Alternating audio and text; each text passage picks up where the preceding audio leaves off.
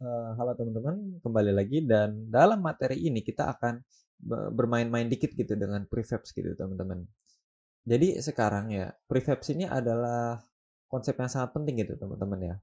Kita belum uh, kita belum ke bagian situ karena kita belum terlalu membutuhkannya. Tapi sekarang kita akan ngebuat ya, akan coba ngebuat konten ya untuk game kita gitu teman-teman. Nah, jadi eh kita ini sangat ini ya, sangatlah penting bagi kita untuk mengetahui cara kerja prefabs gitu teman-teman ya. Jadi apa itu prefabs teman-teman? Prefabs itu adalah game object ya yang kita ubah menjadi template yang digunakan kembali gitu ya, template aslinya gitu teman-teman. Prefabs gitu. Dan salinan yang kita tambahkan ya, copies yang kita tambahkan ke scene gitu adalah disebut instance ya. Dan kita akan bermain-main dikit dengan kedua-duanya gitu teman-teman ya. Di sebentar lagi gitu teman-teman. Nah, kalau sesudah membuka Unity Hub ya teman-teman ya, buka aplikasinya. Kalau kalian belum login, nah kalian akan diminta untuk login menggunakan akun Unity kalian. Jika kalian tidak mempunyai akun Unity segala macam bisa teman-teman bikin ya, atau login menggunakan Google dan segala macam ya, itu bisa juga gitu. Dan setelah berhasil login ya teman-teman, kalian akan ditampilkan tampilan utama Unity Hub gitu teman-teman. Lalu setelah itu, teman-teman harus mengatur versi Unity ya teman-teman ya. Jadi sebelum membuat project baru, pastiin kalian udah ngatur versi Unity yang ingin digunakan ya di tab install. Nanti di tab install itu klik add untuk menambahin versi Unity baru ya. Nanti Unity Hub akan nampilin daftar versi Unity yang tersedia buat teman-teman gitu ya teman-teman ya. Lalu pilih versi yang ingin kalian gunakan, terus klik next gitu teman-teman. Nah, kalian juga bisa nambahin atau milih komponen tambahan seperti modul build untuk platform tertentu ya. Terus kalau udah tinggal klik done dan mulai download gitu ya, terus install. Oke, sip. Nah, teman-teman kan udah ya ngatur versi Unity gitu. Nah, kita tinggal siap membuat project Unity baru gitu ya. Di tab project, klik new untuk membuat project baru. Nanti Unity Hub akan minta kalian untuk memilih versi Unity yang ingin digunakan dan template project gitu ya. Nah, template proyek ini bisa ngeliputin 2 dimensi, 3 dimensi, 3 dimensi dengan URP, ya, dengan kata lain Universal Render Pipeline, HDRP, High Definition Render Pipeline, terus lainnya juga nih ya teman-teman ya. Jadi pilih template sesuai dengan kebutuhan kalian. Sebagai contoh kita akan milih template 3D gitu teman-teman. Setelah milih template, terus tinggal beriin nama untuk project kalian di kolom project name gitu.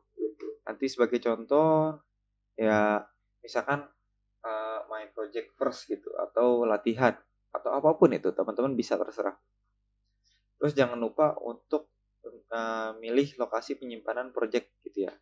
Dengan ngeklik icon folder di kolom location. Nanti pilih folder di mana teman-teman ingin menyimpan project kalian gitu ya. Nah, setelah semuanya udah diatur, dibikin, tinggal klik create untuk membuat project baru. Cukup simple kan? Nah, sip. Itu cara paling mudah ya untuk apa tuh namanya? Untuk bikin project baru di Unity ya teman-teman ya. Ya sangat simple dan tidak perlu ribet-ribet juga gitu ya, gitu aja. Tapi teman-teman pastiin ya, yang seperti yang saya bilang sebelumnya, pastiin versi Unity kalian tuh udah sesuai agar tidak berkonflik gitu ya teman-teman ya, tidak berkonflik dengan hal apa yang teman-teman pengen bikin gitu ya. Pastiin itu pertama um, ditentuin dulu ya. Terus kalau udah, nah baru tinggal di ini. Gitu teman-teman. Oke, sip. Kalau udah juga, nah penjumlahan, pengurangan, perkalian, pembagian, modulus, operator penugasan dan kombinasi aritmatika, operator increment dan decrement, dan juga urutan eksekusi operator. Gitu teman-teman ya. Itu materi yang kemarin aritmatika. Nah, sekarang ya teman-teman, kita akan mencoba belajar mengenai operator penugasan, assignment operators teman-teman. Oke, jadi operator penugasan ini adalah dasar dari banyak operasi yang kita akan lakukan saat pemrograman. Jadi pastiin teman-teman semua menyimak hingga akhir. Oke, let's go. Pertama-tama, mari kita lihat apa itu assignment operators. Assignment operators itu digunakan untuk memberikan nilai pada variabel. Operator penugasan yang paling dasar adalah tanda sama dengan. Tapi ya teman-teman ya, ada banyak banget variasi lainnya yang mengkombinasikan penugasan dengan operasi aritmatika. Nah, contohnya apa? Berikut adalah beberapa operator penugasan yang umum digunakan. Nah, pertama itu ada penugasan yang ditandai dengan sama dengan. Lalu keduanya ada penugasan penjumlahan yang ditandai dengan plus sama dengan. Ditambah lagi penugasan pengurangan yaitu minus dan sama dengan ya teman-teman. Lalu ada penugasan perkalian teman-teman ya, yaitu sama dengan juga. Penugasan pembagian yaitu adalah garis miring sama dengan. Dan terakhir adalah penugasan modulus teman-teman ya, yang ditandai dengan persen sama dengan. Oke, sip. Nah, jadi teman-teman, mari kita lihat masing-masing operator ini dengan lebih detail ya teman-teman ya. Oke. Nah, sip. Oke, kita akan mempelajari tentang operator penugasan dasar awalnya ya. Jadi, operator pertama yang kita bahas adalah operator penugasan dasar yang dilambangkan dengan tanda sama dengan. Operator ini teman-teman digunakan untuk memberikan nilai pada variabel. Nah, contohnya misalkan int a sama dengan 10, titik koma. Outputnya itu 10 gitu ya.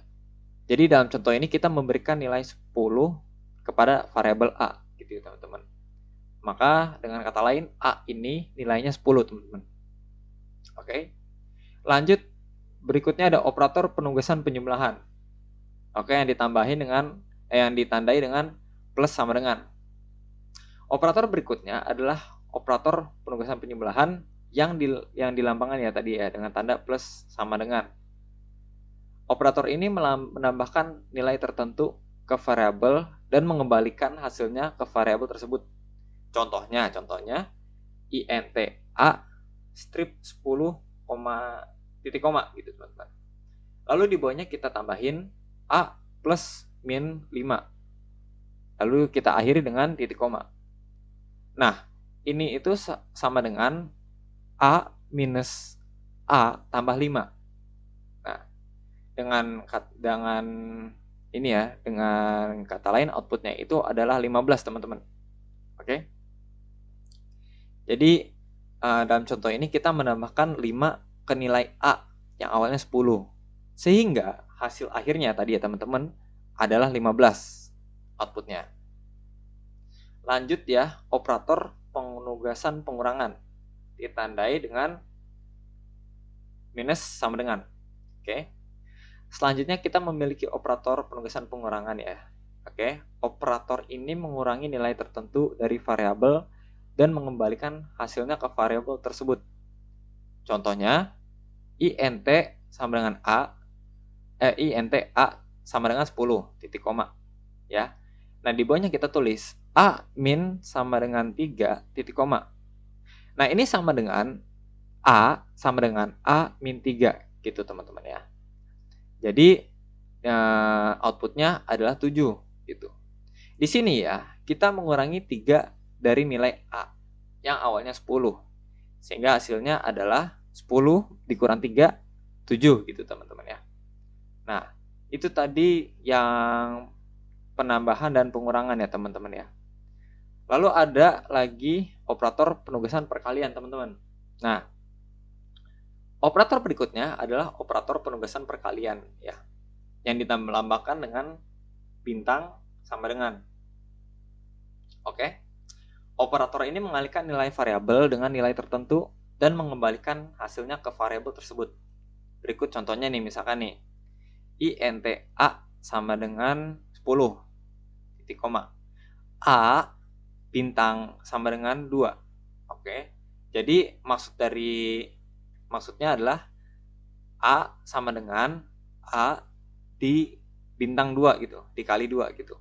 Maka outputnya 20. Nah, dalam contoh ini kita mengalihkan bilangan A ya, nilai A yang awalnya 10 dengan 2 gitu ya. Jadi 10 dikali 2 hasilnya adalah berapa?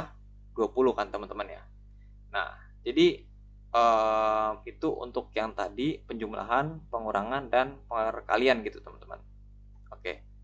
Untuk bagian keduanya nanti kita akan Karakternya itu nge-crash gitu teman-teman ya. Jadi ada momen benturan yang terjadi ya pada collision gitu teman-teman ya. Nah, maka enterlah dua dimensi yang kita telah kerjakan dan begitu teman-teman ya. Ada beberapa hal yang ingin teman-teman ketahui juga gitu di saat uh, mereka tidak lagi ini ya, tidak lagi bersentuhan gitu, akan terdapat event, ada peristiwa lain ya, di mana berada di collision exit gitu teman-teman. Jadi cara kerjanya itu sama persis ya teman-teman ya. Tapi yang pertama itu adalah di saat mereka bersentuhan dan lainnya itu berhenti bersentuhan gitu ya teman-teman ya. Ya, itu sama halnya dengan volume pemicu teman-teman. Jika saya gerakan di sini itu adalah pemicu, begitu bukan penumbuk gitu ya teman-teman ya, bukan collider. Maka saat Anda ngelewatin triggernya itu ya, dan pada saat kalian ngebiarinnya itu di sini, di situ ya teman-teman ya, nanti akan mendapatkan trigger exit event gitu teman-teman ya. Nah, dan kita bisa menggunakannya untuk let's say hmm, si pemain suncur salju ini ya, playernya ini ya. Jadi saya akan menghapus orang-orang ini, jadi kita nggak ngebutuhinnya lagi ya. Sip. Nah, uh, kapan nih si sang snowboarder ini ya, pemain player kita ini menyentuh tanah gitu teman-teman ya. Disitulah collider itu akan menyentuh tanah gitu teman-teman. Collider kita itu tahu saat ini apa yang terjadi saat trigger enter gitu, dan saat si pemain ini, player ini uh, loncat gitu ya teman-teman ya. Lalu kita akan mendapatkan collision exit moment gitu teman-teman ya. Jadi ada beberapa sedikit teori di sini ya, tantangan besarnya ya. Uh, Pertama-tama saya ingin membuat script baru yang bernama Dastrel teman-teman. Kenapa Dastrel? Soalnya kita ingin ngebikin partikelnya itu seakan-akan um, kayak ini ya, kayak apa sebetulnya, kayak trailnya gitu ya teman-teman ya di belakangnya. Oke. Jadi kita akan memasukkan semua logika kita ke dalam script baru ini, dan kemudian saya ingin membuat partikel itu teman-teman dapat tersebar di belakang pemain. Jadi sistem partikel ini sederhana, jadi nggak terlalu ribet-ribet ya teman-teman ya. Dan inilah hal kerennya ya saat kita mainin partikel ya, di saat pemainannya itu tanah gitu ya teman-teman. Dan inilah inti tantangannya teman-teman ya. Dan kalau itu teman-teman cukup bagi, dan itu jika itu cukup bagi teman-teman ya, uh, ya silakan itulah lakuin lah petunjuknya itu ya teman-teman ya. Oke. Nah, berikut ini adalah beberapa petunjuk untuk teman-teman ngepertimbangin menggunakan ya uh, collision exit 2D gitu teman-teman ya. Jadi teori yang baru saja saya ceritain gitu ya ke teman-teman itu ya, itu saya ceritakan ya, saya kasih tahu ke teman-teman untuk sebuah alasan gitu teman-teman ya. Jadi itu bukan hanya pemikiran acak ya, bukan render pondering gitu ya, tentang collision effect ini gitu untuk masuk dan keluar gitu teman-teman. Kita bisa menggunakan tag object lain gitu ya untuk mencari tahu apa yang kita tabrakin gitu sekarang gitu teman-teman ya. Saya pikir di saat kita nabrak trigger ya, itu hanya dilakukan di tag lain gitu teman-teman ya. Tapi kalau kejadian tabrakan itu karena uh, karena ya ini tadi ya event collision itu karena kita mendapatkan informasi mengenai game object gitu, itu yang kita akan consider gitu untuk pakai gitu teman-teman. Nah, jadi oke, kita telah menggunakan particle system play di sini teman-teman ya. Jadi uh, saya yakin teman-teman bisa mengetahui apa itu particle system stop ini ya teman-teman ya. Karena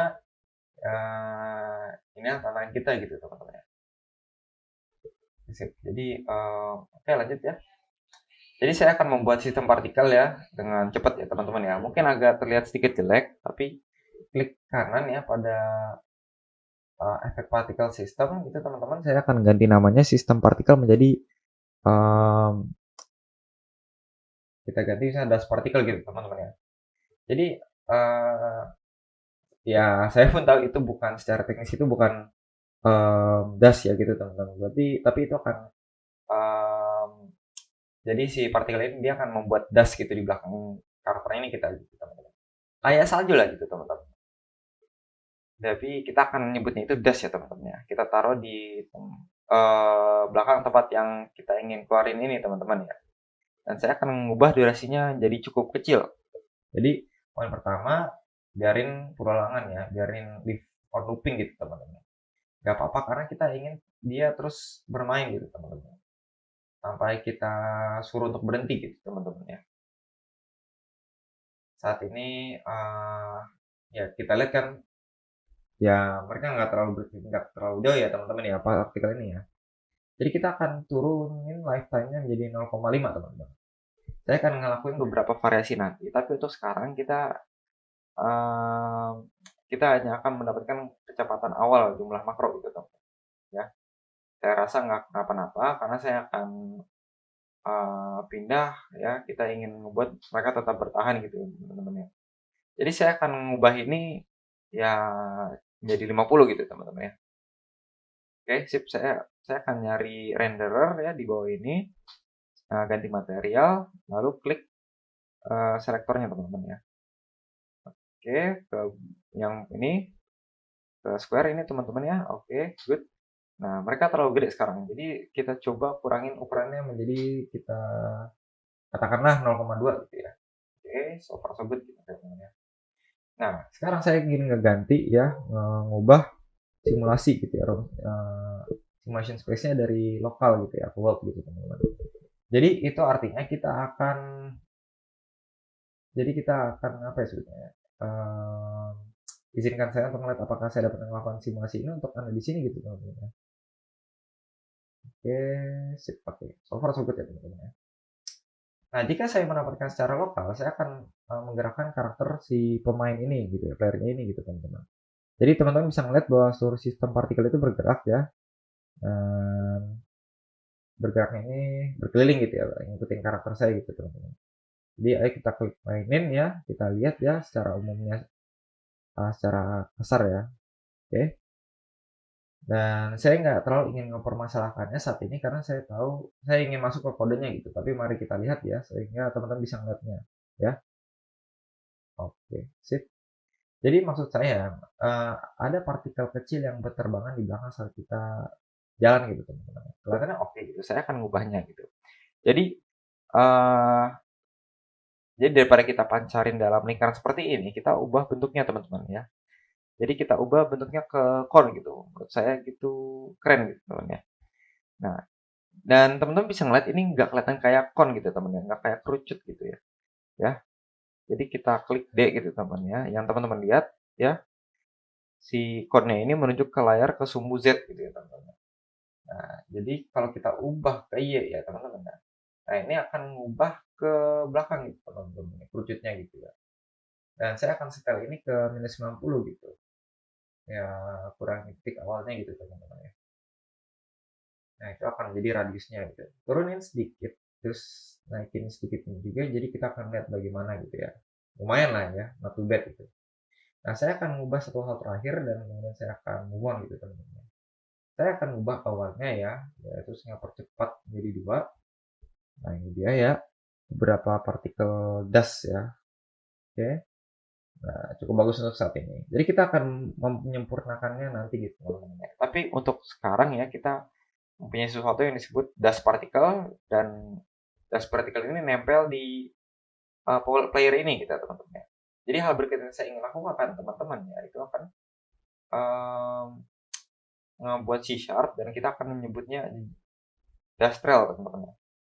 Nah jadi pertama-tama apa yang saya lakukan ya dengan nambahin dust particle ini ya di tempat yang saya ingin tambahkan gitu teman-teman. Jadi saya akan nambahin Dastrel ya sebagai script dalam di atas pemain ya teman-teman ya, di atas playernya gitu. Jadi saya akan scroll ke bawah dan drag ya Dastrelnya itu ke Berry teman-teman, ke si playernya ini gitu. Dan teman-teman mungkin akan berkata gitu, kenapa nggak ngeletakin semuanya aja ini di player controller gitu ya teman-teman ya. Nah kita cukup memasukkan semua kode kita ke sana gitu ya. Tapi kalau kembali lagi ya teman-teman ya, kalau misalkan eh, kalau ya misalkan kita terlalu banyak gitu masukin, itu ntar akan ribet juga gitu teman-teman ya. Ya, akan berbeda gitu apa yang dilakukannya gitu ya. Nah, jadi bagaimana kerjanya gitu jika Anda memiliki hal-hal seperti ini gitu kayak skrip terpisah gitu setelah menyiapkan ini ya Dastrel teman-teman ya. Nah, teman-teman tidak perlu untuk menghalangi jika teman-teman ngelakuin worknya ini di player controller gitu ya dan selanjutnya gitu sebagaimananya gitu. Oke, jadi ini adalah bagian dari praktik pengodean yang baik untuk setiap kelas atau setiap script gitu teman-teman. Oke, ini cobalah untuk memiliki satu tujuan, oke teman-teman ya. Oke, kembali ke Dastrel teman-teman. Sekarang hal yang pertama ingin saya lakukan adalah menunjuk atau mendapatkan referensi untuk partikel kita teman-teman. Jadi saya akan pergi ke serialized field dan ganti partikel system menjadi, dan partikel system itu akan saya panggil dust particle ya teman-teman ya. Sebut dust particle gitu ya. Dan sekarang saya cukup yakin saya tidak akan perlu menggunakan start atau update teman-teman. Saya hanya akan menghapusnya dan saya akan ngebuat sendiri on collision enter gitu ya untuk ide gitu untuk menghapus private gitu ya private uh, sedikit ngeperbaikin formatnya sedikit gitu ya teman-teman. Oke, oke, jadi kita sudah nyiapin semua bentuk kita ya, udah siap ya. Dan saya akan pergi ke world saya, klik level, sprite, shape, dan tag itu akan saya tambahkan sebagai ground gitu teman-teman. Nah itu sudah ditandai sebagai ground teman-teman. Dan lihat itu ya teman-teman ya, kita nggak perlu menjadikannya sebagai petunjuk yang udah kita lakukan gitu ya. Jadi uh, untuk kita teman-teman ya, saya suka ngeliat visualnya gitu. Ketika saya mencoba mencari tahu apa kodenya gitu ya, yang apa yang harus dilakukan kepada pemain jika menyentuh tanah gitu. Nah, kalau player itu tidak menyentuh tanah gitu teman-teman, jangan itu nggak akan memainkan partikelnya gitu. Jangan mainin partikel teman-teman. Jadi pertama-tama kita ingin memastikan bahwa insannya karakter kita nyentuh tanah gitu teman-teman. Jadi perlu diingat-ingat ya for informasi tentang hal lain jika menyentuh tanah itu ada pemain gitu teman ya. Jadi tag objek itu sama dengan ya, dan kita ingin mempunyai tag ground gitu teman-teman. Jadi kita ingin mencari dust particle kita, dan dust particle itu akan kita mainkan gitu teman-teman. Oke. Oke deh sip. Nah mari kita lihat ya. Nanti tag layer ini ya itu akan menjadi akan kepake juga teman-teman seperti materi yang kita pernah jalankan itu yaitu sebagai nah, nah, jadi kalau misalnya teman-teman mengetik ya di Unity Docs Scene Manager gitu ya di browser gitu, saya akan memberikan linknya kepada teman-teman ya. Yang ini ya, Scripting API Scene Manager Unity gitu teman-teman ya. Nah di sini ya di Scene Manager-nya kita belum lihat ini sebelumnya, tapi ini cukup ini ya cukup important ya, cukup penting gitu teman-teman ya. Nah teman-teman kan lihat ada static properties teman-teman di sini ya, class.unity engine, oke, scene management. Nah, di sini ada banyak banget metode dan events dan juga static properties tadi ya, seperti yang saya bilang gitu ya teman-teman. Oke, nah kita akan mempunyai beberapa metode di sini yang kita bisa akses dan gunakan ya. Jadi kita akan menggunakan load scene ya, kita menggunakan merge scene segala macam. Nah, ini sudah built in ya, sudah terdapat gitu di dalam scene-nya gitu. Nah, di classes dalam Unity tersebut gitu. Kita mempunyai beberapa metode-metode yang berbeda gitu teman. Jadi saya ingin memberitahu kalian bahwa Unity itu mempunyai banyak banget dokumentasi yang teman-teman bisa gunakan gitu. Itu sesuai ya, comfortable teman bagaimana ya teman-teman ya. Nah, oke. Dari apa yang kita lakukan gitu. Jadi sekarang saya akan memberikan example code ya. Oke, misalkan kita kita coba nih, kita ke file, teman-teman buka file, ke build setting. Oke, nah di sini udah ada ya scene.sampleScene ya. Nah, kita akan pergi ke scene folder di sini ya. Ada di sini namanya sample scene. Oke. Kita save as dulu. Misalkan contoh sini ya. Kita tambahin level 1 contoh gitu ya, teman-teman ya. Oke. Nah, oke. Nah, kita punya level 1 dan sample scene berarti di sini kawan-kawan ya, kiri dan kanan gitu ya. Kita delete aja yang sample scene. Oke. Nah, sip. Oke. Oke, saya ingin membuat sedikit change ya. Di sini saya akan menambah sedikit tambahan di sini. Jadi ini akan dibersihin teman-teman ya. Jadi prosesnya itu akan menambahkan sedikit scene gitu ke build index gitu teman-teman ya. Nah, kalau teman-teman bikin dan membuat beberapa scene di sini gitu dan tidak ditambahin di build setting, di build scene build ya teman-teman ya. Itu nggak akan ngelot gitu scene-nya ya di antara scene manager gitu. Jadi kita tahu ini level 1, jadi kita akan tambahin di sini kan level 1 ya, udah ya. Nah, oke. Nah, ini kita mulai dari zero, dari 0 gitu teman-teman. Nah, kalau saya kembali ke load scene, kita bisa taruh di sini nama atau tambahin 0 gitu. Oke. Sip. Nah, jadi kalau pemain kita pergi ke finishing line, kita akan pergi ke load scene 0 gitu. Kita nge-save aja dan kita tambahin di sini ya build setting. Oke.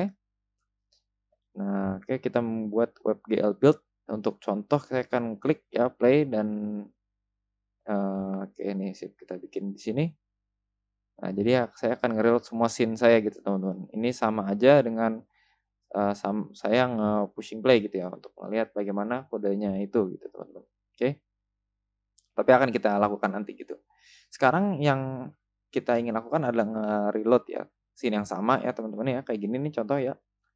Yang kita mau reload scene yang kita ingin tambahin ke ground teman-teman ya.